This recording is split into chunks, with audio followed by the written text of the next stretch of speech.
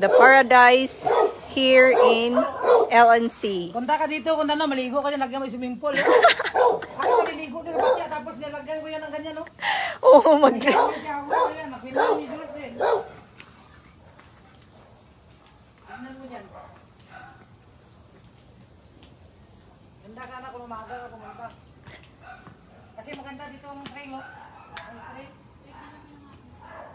Hi everybody! So I'm here now at the Paradise in Lancaster, New City, Cavite. Sobrang ganda. So I am here. Alam mo, sabugin sa loob kasi dukor pasok sa loob. Ang tanim ako ng tanim sa labas. Parang bahay ka naman. Ang hihit na yung hihit ng dalawa na to. Ang hihit nila sa kupa.